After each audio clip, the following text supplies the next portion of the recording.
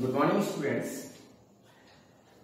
आज हम Indian economic development का थर्ड चैप्टर स्टार्ट कर रहे हैं और इसमें हम पढ़ेंगे एग्रीकल्चर 1947 टू 1990 और इसमें एग्रीकल्चर के जो मेन फोकस होगा वो होगा features, problems and policies of Indian agriculture. तो अब इसमें सबसे पहले हम फर्स्ट पॉइंट इसका देखते हैं कि importance of agriculture in the Indian economy. Indian economy में एग्रीकल्चर की क्या इंपोर्टेंस रही है ये हमें समझना है। इसके 5 पॉइंट्स मैंने लिखे हैं।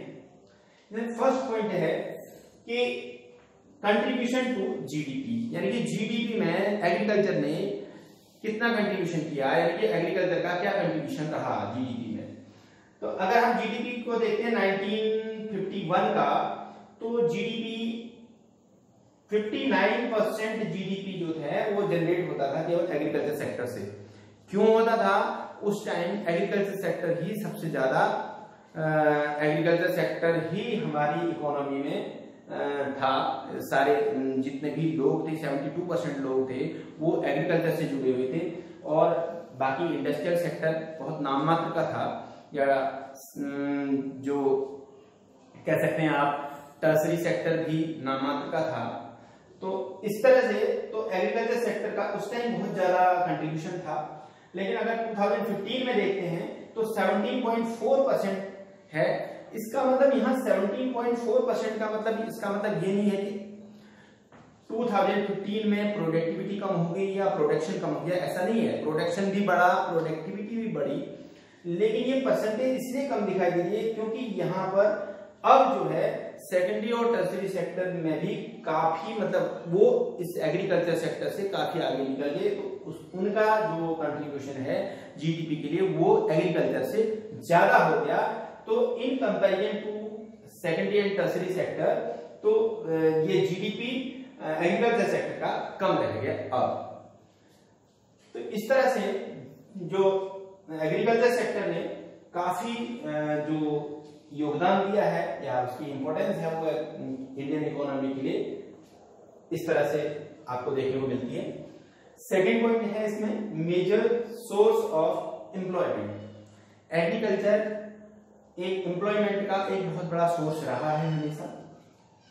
अगर हम 1951 की बात करते हैं तो 72% पॉपुलेशन एग्रीकल्चर से जुड़ी हुई थी और 1991 में देखते हैं तो 66% पॉपुलेशन एग्रीकल्चर से जुड़ी हुई थी। और अगर 2014 की बात करते हैं तो 47.1% पॉपुलेशन अब भी क्या है, एग्रीकल्चर से जुड़ी हुई है। तो कहने का मतलब है इनका रोजगार जो है वो एग्रीकल्चर से है। तो इसलिए ये एक बहुत बड़ा साधन है किसका, रोजगार का, एग्रीकल्चर। तीसरा पॉइंट है supply of food and fodder. Agriculture बहुत बड़ा सप्लायर है फूड एंड फोडर का, यानी कि इंसान के लिए भोजन और पशुओं के लिए चारा, ये दोनों चीजों का बहुत बड़ा सप्लायर है एग्रीकल्चर सेक्टर। फूड ग्रेन्स में वो व्हीट, राइस, पल्सेस और बहुत सारी चीजें प्रोड्यूस करता है। और agriculture provides food to about 133 crore people, यानी कि देश की जनता जो 133 करोड़ से भी ज्यादा है, तो लगभग 133 करोड़ लोगों को वो फूड प्रोवाइड करता है एग्रीकल्चर सेक्टर हमारा। और लगभग 38 करोड़ एनिमल्स को वो चारा प्रदान करता है, यानी फोडर प्रोवाइड कराता है। फोर्थ पॉइंट है सप्लाई ऑफ रॉ मटेरियल। जो हमारी क्रूशियल, जो हमारी लीडिंग इंडस्ट्रीज हैं, जो मुख्य इंडस्ट्री हैं, उनके लिए जो रॉ मटेरियल है वो भी एग्रीकल्चर सेक्टर काफी मात्रा में प्रदान करता है।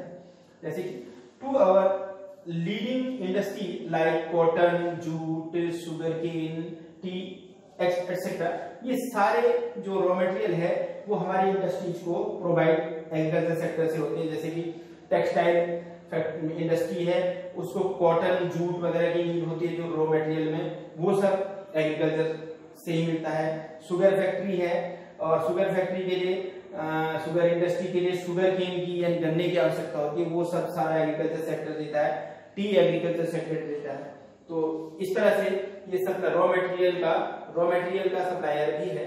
और फिफ्थ पॉइंट है इसकी इंपॉर्टेंस, अगर हम फॉरेन ट्रेड में देखें उसमें भी काफी इंपॉर्टेंस है एग्रीकल्चर सेक्टर की, क्योंकि फॉरेन ट्रेड में एक्सपोर्ट जो होती हैं, एग्रीकल्चरल प्रोडक्ट जो एक्सपोर्ट होते हैं उससे हमें फॉरेन करेंसी बहुत ज्यादा, हम फॉरेन करेंसी को अर्न करते हैं, और जो कि हमारे लिए बहुत ज्यादा इंपॉर्टेंस रखती है। जैसे कि it is an important source of foreign exchange earnings, यानी कि फॉरेन एक्सचेंज को अर्न करने का एक बहुत इंपॉर्टेंट साधन है ये एग्रीकल्चर। एक्सपोर्ट, जब हम एक्सपोर्ट करते हैं तो हमें फॉरेन करेंसी अर्न होती है। तो एक्सपोर्ट हम क्या करते हैं, जैसे T, coffee, cotton, jute, fruits, vegetables, ये बहुत सारी मात्रा में हम अपने देश से विदेशों में भेजते हैं, एक्सपोर्ट करते हैं। तो उनकी पेमेंट जो हमारे पास आती है तो वो फॉरेन करेंसी के रूप में आती है, जो हमारे लिए बहुत ज्यादा इंपॉर्टेंट है। और इन 2013-14 agriculture export was 5.3% of total India export. Total India के एक्सपोर्ट का 5.3% जो एक्सपोर्ट था वो 2013-14 में एग्रीकल्चर एक्सपोर्ट था। ये बहुत बड़ा अमाउंट होता है। तो इस तरह से ये फॉरेन ट्रेड में भी बहुत अच्छी इंपॉर्टेंस इसकी एग्रीकल्चर की है। तो इतना नोट कर लें, इसके नोट्स बना लें और उससे आगे फिर अभी बढ़ा।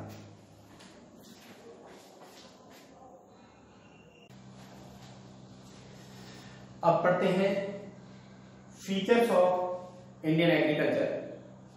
ये जितने भी फीचर्स हैं इंडियन एग्रीकल्चर के 1947 से 1990 तक के, उसमें ओवरऑल हमें ये देखने को मिलता है कि हमारी जो इकोनॉमी थी, इकोनॉमी में जो एग्रीकल्चर की कंडीशन थी वो बहुत बैकवर्ड थी, बहुत बैकवर्डनेस थी इसमें। तो इसको हम पढ़ते हैं, इससे समझ में आता चला जाएगा आपको। सबसे पहली बात है कि लो प्रोडक्टिविटी थी। जो हमारी एग्रीकल्चर की कंडीशन उस टाइम थी 1947 से 1990 के बीच की, उस टाइम लो प्रोडक्टिविटी थी। तो जो लो प्रोडक्टिविटी का मतलब पर हेक्टेयर जो प्रोडक्शन था वो बहुत कम हो रहा था। तो it means it was the sign of backwardness. तो ये बैकवर्डनेस का साइन होता है, क्योंकि इसका मतलब है कि हम अच्छे इनपुट्स यूज नहीं कर पा रहे हैं, अच्छी टेक्नोलॉजी यूज नहीं कर पा रहे हैं एग्रीकल्चर में, इसलिए हमारा जो पर हेक्टेयर प्रोडक्शन है वो बहुत कम हो रहा है। तो इसलिए लो प्रोडक्टिविटी है। सेकंड है डिसगाइज्ड अनएम्प्लॉयमेंट। डिसगाइज्ड अनएम्प्लॉयमेंट का मतलब ये होता है कि ये एग्रीकल्चर एरिया में ही पाया जाता है, और इसका मतलब ये होता है कि जहां पर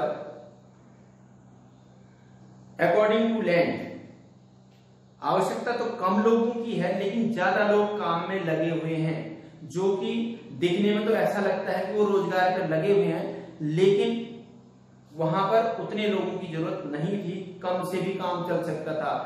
इट मींस कि बेरोजगारी है लेकिन दिखाई नहीं दे रही है, तो इसको अदृश्य बेरोजगारी जैसे कह सकते हैं आप। तो ये था when the number of the person engaged on a piece of land is much higher than what is actually needed। जितने वास्तव में नीड थी उससे बहुत ज्यादा लोग उस लैंड पर काम कर रहे हैं जितना जो है उनके पास, तो इसे डिसगाइज अनएम्प्लॉयमेंट कहा जाता है।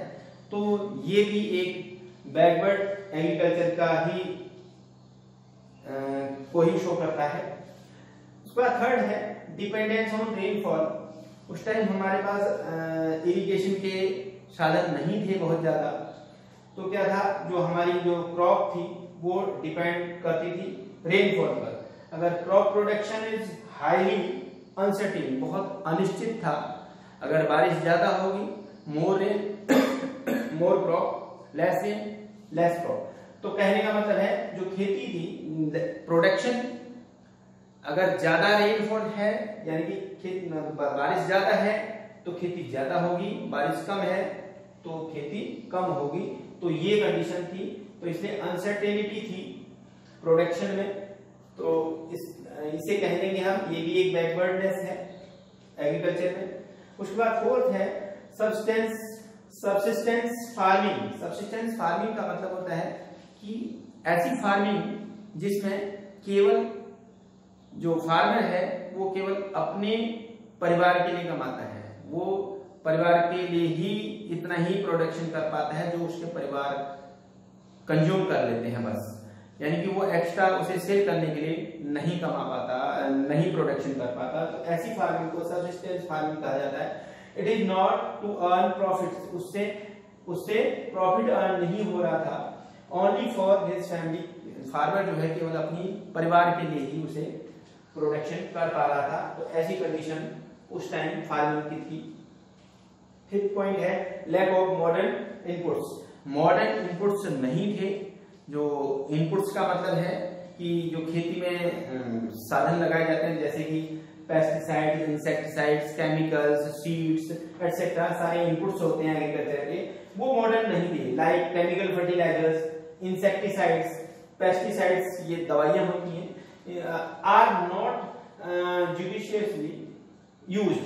ये उचित तरीके से यूज नहीं हो रहे थे क्योंकि इनकी ये अवेलेबल नहीं थे किसानों के पास। तो it leads to low productivity, और जिसके कारण क्या होता था, प्रोडक्टिविटी बहुत कम होती थी।